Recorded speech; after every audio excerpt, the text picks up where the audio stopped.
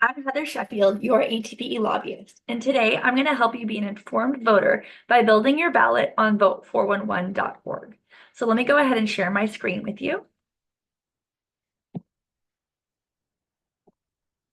So you're going to go to vote411.org, and then you're going to click here where it says find what's on your ballot.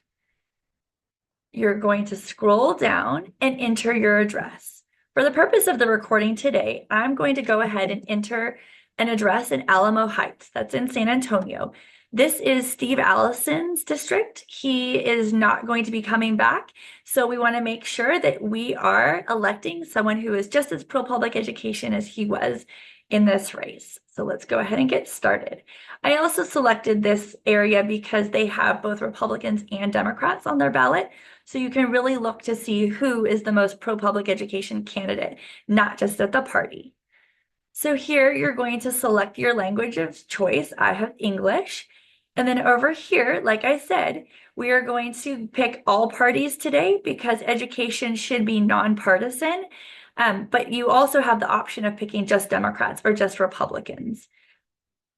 So then we're going to click Save and View Races.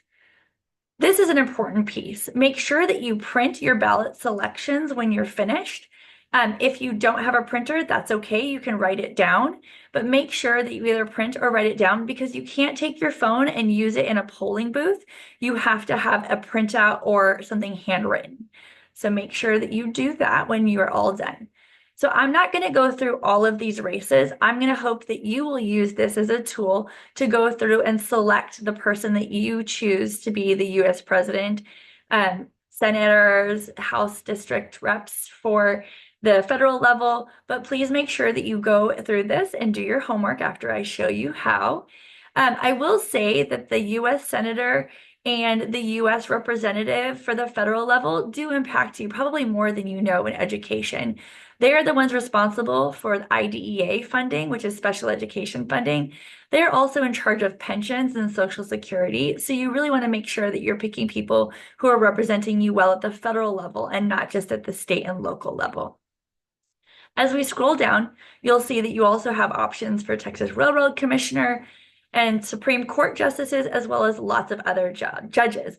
The judges are why it's really important to have something either printed or handwritten because it gets long and hard to remember who all of these people are.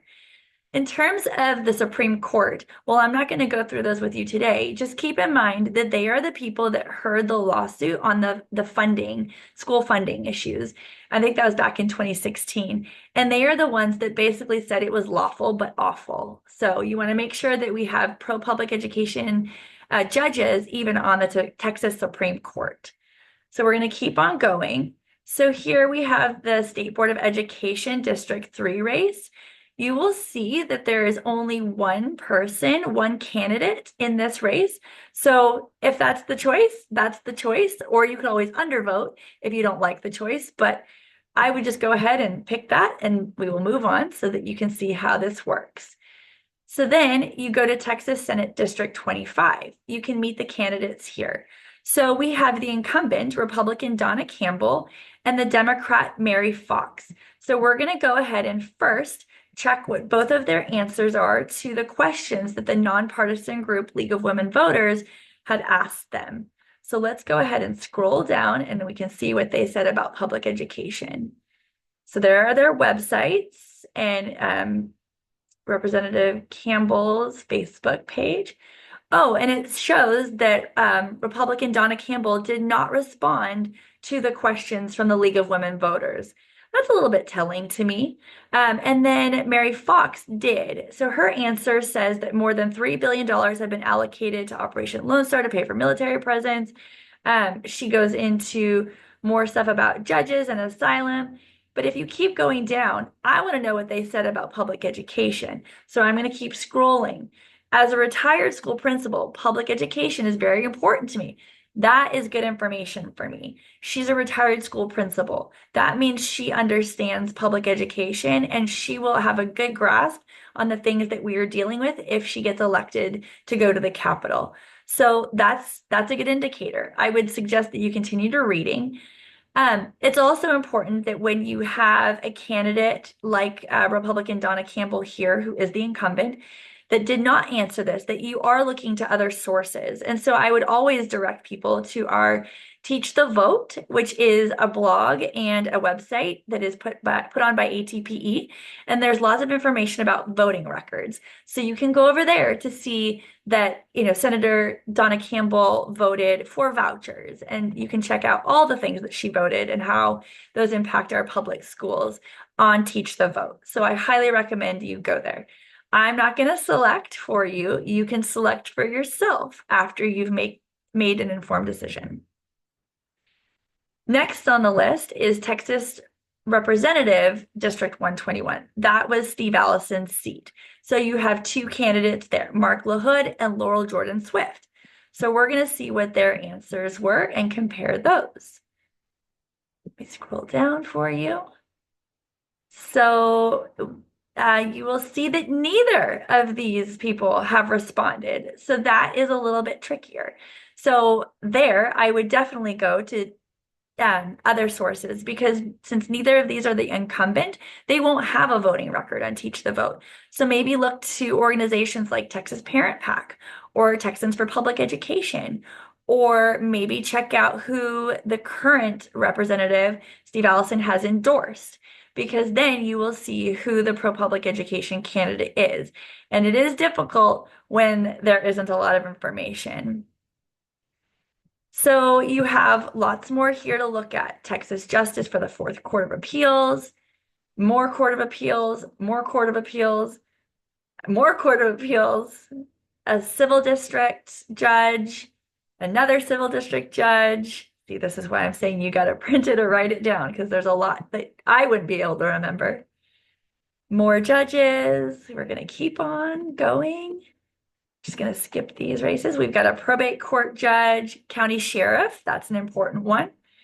You've got tax assessor. That's a really important one, because as we know, our public school districts, our public school districts are the ones that generally collect taxes. And so this person will have an impact on our public schools. Here, there's only one candidate, so I'm going to go ahead and select that as a choice. And then that way you'll be able to see how it shows up on our ballot.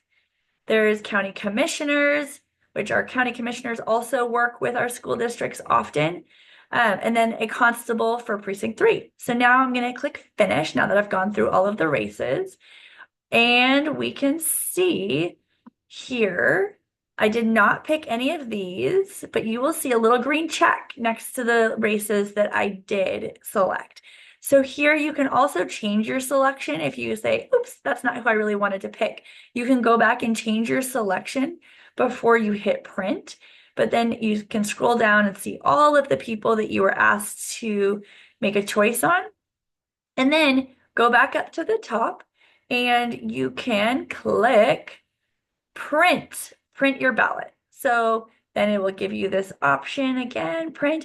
So I'm not actually going to print it, but here's what it will look like for you so that you can take that with you into the polling booth. So let me stop sharing my screen now. As I told you before, public education is always on the ballot. So it's really important that you are an informed voter and that you use something like vote411.org and you reach out to other organizations if all the information is not on vote411.org. Please make sure to vote early or on November 5th. And please also take everyone who is registered to vote in your life to vote also, or encourage them to go vote on their own. Thank you so much for being an informed voter. Have a great day.